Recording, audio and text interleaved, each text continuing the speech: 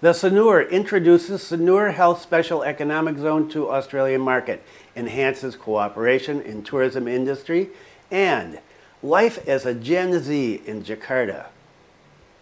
Stay tuned for details on these and other stories.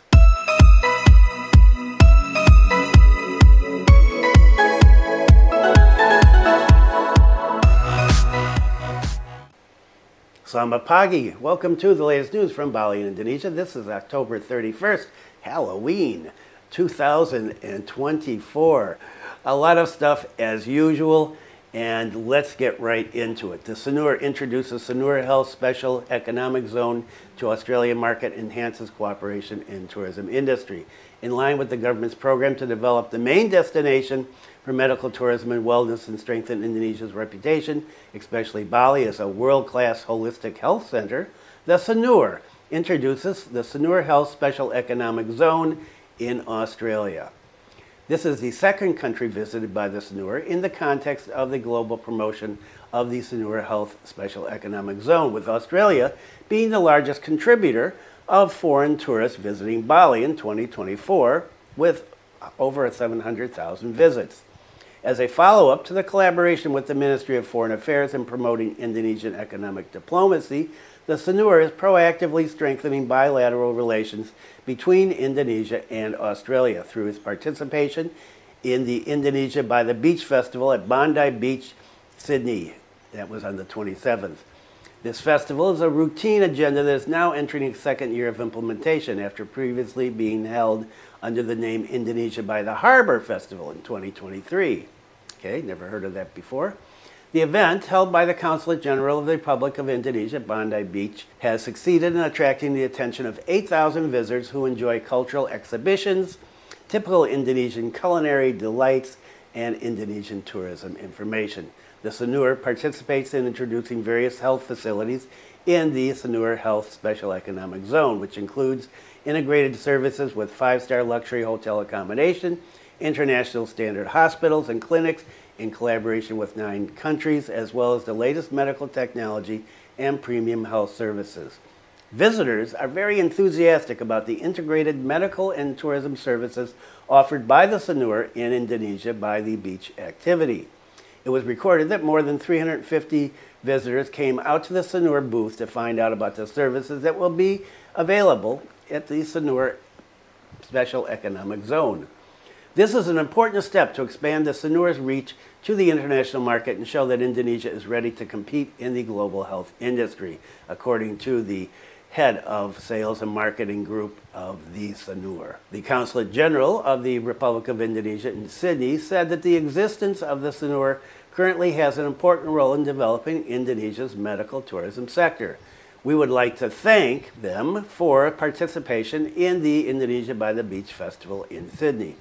The presence of the Sanur Special Economic Zone brings new enthusiasm in introducing Indonesia's medical tourism potential to the Australian market, strengthening collaboration between the two countries in the health and tourism sectors. We hope that through support and cooperation like this, Indonesia will be increasingly recognized as a major destination for medical tourism on the international stage and continue to build closer relations with Australia. Through this activity, of course, it opens opportunities for cooperation with the tourism sector business actors in Australia, such as Flight Centre Travel Group and Hello World, which are leading travel agencies in Australia who are interested in working with the Sanur.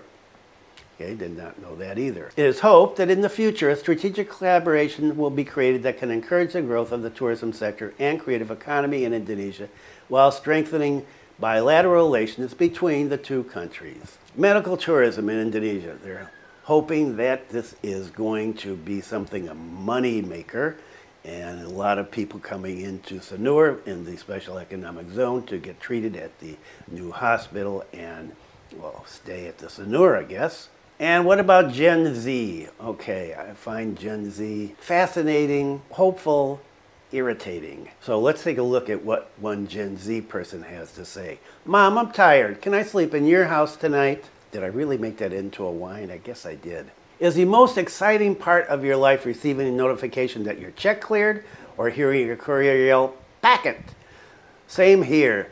There are days when I wish things were more fulfilling and easier, getting jobs, building a career, making money, and paying bills. People always say life's not supposed to be easy. I get that, but it doesn't stop me from wondering why. Being young and ambitious today, in the competitive age of late-stage capitalism, it makes sense why we never feel satisfied. The grind mindset was pushed on us when we were younger, but now, as we hit our mid-20s, we're still clueless about life. Unlike generations before us, who have set their sails, we're still finding our way. We're told to balance today's fast-paced work environment with life, to eat healthily and socialize and take care of family duties, but not to forget self-care and date. The list goes on. Yet we're told we're unqualified to demand a livable wage despite having a degree, ambition, and adaptability. We can't even suffer in silence without someone posting and monetizing a rant about how Gen Z is lazy and whiny. I'm sorry, I've done that. In high school, they told us college was the real world. Then in college, while we were taking classes via Zoom, they said real life begins after graduation. But what kind of life begins behind closed doors while the world was in a pandemic lockdown? Real jobs are hard to come by, evidenced by the almost 17% unemployment rate for Indonesians aged 15 to 24 years old.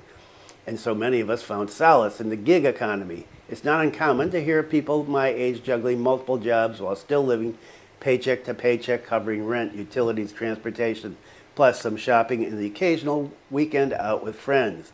Yes, we do shop and go out because at the end of the day, most of us in this overwhelming city are not just trying to survive, but to live. Why we live like this? Gen Z or Zoomers, oh, they're called Zoomers, okay, I didn't know that. In big cities often get mocked for their lifestyle, bougie cafes, music festivals, the latest smartphones. It all looks glamorous from the outside, even as we complain of the harshness of life. If there's one word that describes our choices, it's FOMO, fear of missing out. Ask anyone why we live like this, and the answer is usually pessimistic, even nihilistic. Many feel there's not much else to live for. Before the global economic downturn, my college friends and I fantasized about buying a house in or near the city. Most of us come from working class backgrounds, so we knew we'd have to save up on our own. It seemed possible back then, back when we were more hopeful. Now, that dream has mostly disappeared. Every year, inflation, which rose sharply in the post-pandemic years, just as we were struggling to get started in life, pushing living costs further beyond our reach. The average house in Jakarta now costs nearly 20 times the average income of one person, according to a June 2024 report from the University of Indonesia's Institute for Economic and Social Research. Rumah 123 reported a 4.7% annual increase in housing prices in Greater Jakarta and Bogor. That's this year alone. How will we ever afford a home? In an informal survey we did for this article, about 75% of the 85 Jakarta residents aged 22 to the mid-30s who answered said they had a full-time job, but around the same percentage earned just slightly above the minimum wage of 5 million rupiah, about $320 US dollars. Most told us they made just enough to cover daily expenses, which is why 71% of them still live with their families. Unsurprisingly, more than half of Gen Z aged 21 to 26 in Indonesia take on side jobs to support themselves. This is according to a 2023 survey with more than 600 residents on Statista. What can we afford? So we seek the thrill and tranquility of life in the ways we can afford. Is our hedonism a mean of survival? In this day and age, it's likely. Millennials and boomers may sneer and say Gen Z has mental tempe or weak mentality. But isn't it miserable to devote your life solely to work while missing out on enjoying our time with friends and loved ones? In our informal survey, most people cited dining out as their go-to leisure activity. The survey on Statista reports that Indonesian Gen Z spend 69% of their monthly expenditures on food. What? While older generations may see this as excessive, yes, I do, the reality is that a culinary day out is probably the closest thing we can afford to a real break. Indonesian Zoomers also spend roughly $500,000 per month on online shopping, with clothing and beauty products topping the list, according to the survey. Despite the stereotype that youth is bad at handling money due to lack of financial literacy, the Financial Services Authority found in August 2024 that Indonesians 18 to 35 have some of the highest financial literacy rates. People aged 26 to 35 scored nearly 75%, 18 to 25 just over 70%. But What good is financial literacy without money? Forget saving for a house or achieving financial freedom. Sure, cutting back on coffee and cigarettes might save us some cash by the end of the month, but that won't be enough to fund property purchases or even pay rent in Jakarta. Existing or living? Remember the thrill of getting your first paycheck? It felt like you'd finally arrived, but soon enough, the weight of responsibility kicks in. Bills, rent, and expenses keep piling up. I often feel like Sisyphus, rolling the boulder of work through each week, only to watch time and money slip away over the weekend.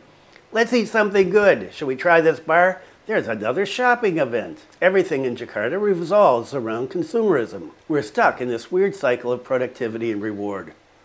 Travel is marketed as healing, eating out is a treat, spending millions to meet filtered beauty standards, self-care. It's as if living well has been reduced to a consumerist ideal where our value is tied to what we buy. Is it because without these symbols or status, we feel like we have nothing? Honestly, probably. This pattern of spending is known as consumer escapism, an avoidant coping mechanism that distracts through consumption. There's instant gratification that comes with it, a brief thrill that stands in stark contrast to the monopoly of everything else.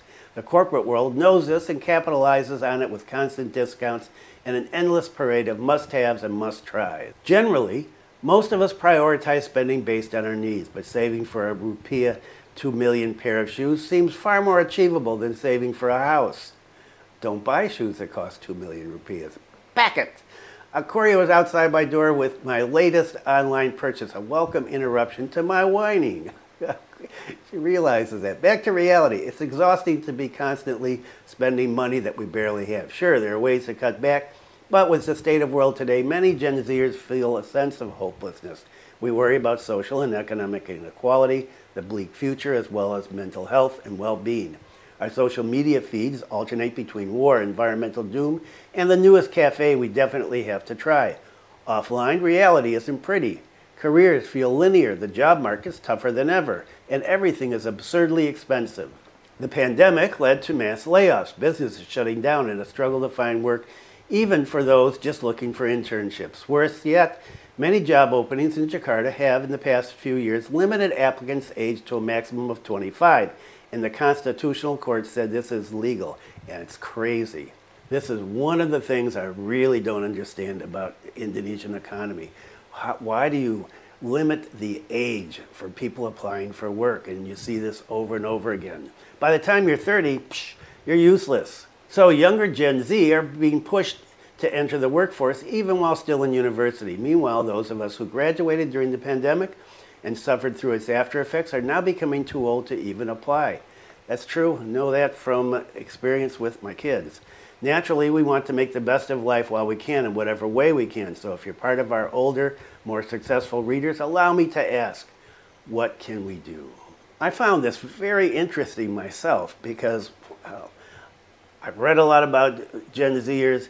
I've seen a lot of TikToks, a lot of Instagrams about these issues and about spending and, well, this feeling of hopelessness. And it's not just here as well.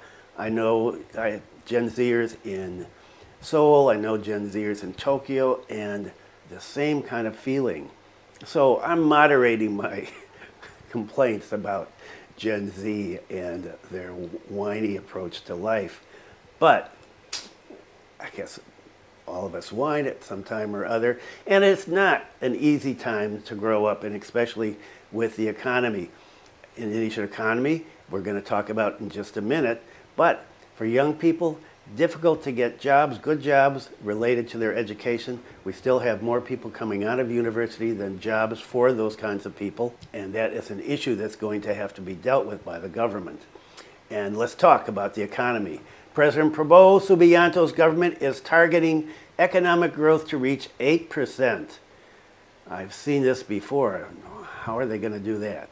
One sector that needs to be boosted so that the target can be achieved is the tourism sector, of course.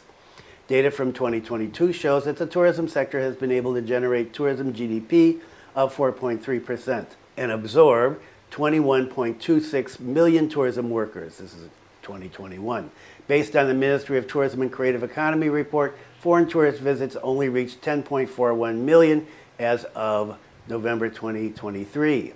however, that exceeded the target of 8.5. A member of Commission 7 of the House of Representatives, Pak Bambang, stated that to support economic growth of up to 8%, the government needs to encourage the development of tourism sector optimally and sustainably. There's that word sustainably again. We should not be satisfied with the data. It could be true. It could not be true as well. With the economic growth target of 7 to 8%, yes, we continue to work hard. That is Mr. Prabowo's message. We must see which sectors can support growth, which is targeted at 8%. Because the tourism industry has a definite multiplier effect economy to other sectors, such as manufacturing sector, MSMEs, and the service sector. If these sectors grow, it's certain that very large employment opportunities will be opened and can drive the economy to increase sharply, not to mention the added aspect of state tax revenue. Our tourism is still not being maximized at this time. We have abundant natural and cultural tourism, and some are not owned by other countries. They're not in other countries. Also, 81,290 kilometers of coastline, 40% of which can be used for beach and sea tourism, such as snorkeling and diving. This is not found in many countries, including France and Thailand. For example, Bambang stated that many countries only rely on cultural tourism and minimal natural tourism, and they're actually able to attract more tourists than Indonesia. They only have cultural tourism to rely on. Natural tourism is minimal, but France once reached 200 million foreign tourists a year with an average spending time of 6.4 nights. Thailand, with its natural tourism being limited and using cultural tourism, is able to bring in 39 million international tourists with a spending time of 9 nights, and even still encourages domestic trips of 205 million people. Thailand also provides visa-free expansion to 93 countries for 60 days, and even provides a 50% subsidy on domestic room rates, so that the economy for tourism is expected to increase sharply both internationally and domestically. In fact, the cultural tourism of two countries is smaller than the potential for the cultural tourism of Indonesia. The target of obtaining international tourists in Indonesia should be much higher than that obtained by Thailand and even France. But currently, foreign tourists who come to Indonesia are only around 10 to 15 million people a year. Imagine if the international tourists who come to Indonesia are the same or above Thailand, then we can get an increase of more than 3 times from the tourism foreign exchange, which is currently around 14 billion US dollars or 270 trillion rupiah. So our tourism foreign exchange can be obtained more than 1,000 trillion rupiah if we really maximize the tourism potential of Indonesia. And speaking of more tourists, another airline coming in from Korea. Jeju Air officially serves Incheon Bali route. Igusti Ngurah Rai International Airport officially opened the Incheon Bali Incheon flight route operated by the South Korean airline Jeju Air on Sunday, the 27th. The inaugural flight used a Boeing 737 MAX 8 aircraft and carried 178 passengers. The aircraft, with the flight number 7C5303, landed at the airport at 21:47 WITA after taking off from Incheon at 16:03 local time. As a sign of celebration of the inaugural flight, the aircraft was greeted with a water salute ceremony, and passengers arriving at the international terminal were treated to a Balinese dance. Based on the schedule, Jeju Air will serve the Incheon Denpasar PP flight route 7 times a week or 1 time every day. According to the general manager of PT Angkasa Pura, Indonesia, Igusti Ngurah Rai Airport, Pak Ahmad, he stated that the presence of Jeju Air is a positive signal for the global aviation industry and further establishes Bali as a popular tourism destination. Bali is still an attraction for airlines to open their direct flight routes.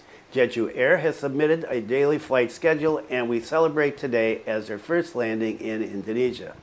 Pak Ahmad also noted that Jeju Air, as the largest low-cost airline in South Korea, has made the right move by serving the South Korean tourism market, which is now, again, one of the largest contributors of foreign tourists to Bali. Based on data from immigration, the arrival of foreign tourists from South Korea at Ngurah Rai Airport reached 236,030 in 2023, placing them in 7th. Up to the 3rd quarter of this year, numbers 220,033. In more detail, the number of South Korean nationals recorded as arriving through Igusti Ngurah Rai Airport in Bali during 2024 showed positive growth. In the 1st quarter, it was recorded at 0.7 thousand people. Second quarter, 66,000. Third quarter, 89,000. Wow, it's a big jump. Before Jeju Air, flights to South Korea were served by Garuda Indonesia with a frequency of once a day and Korean Air twice a day. Average occupancy rate for both airlines is now above 60%.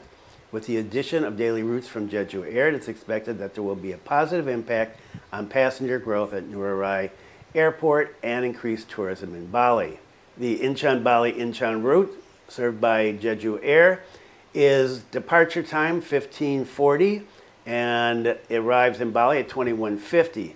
The reverse route departs from Bali at 23:05 and is scheduled to arrive in Incheon next day at 7:10 in the morning local time.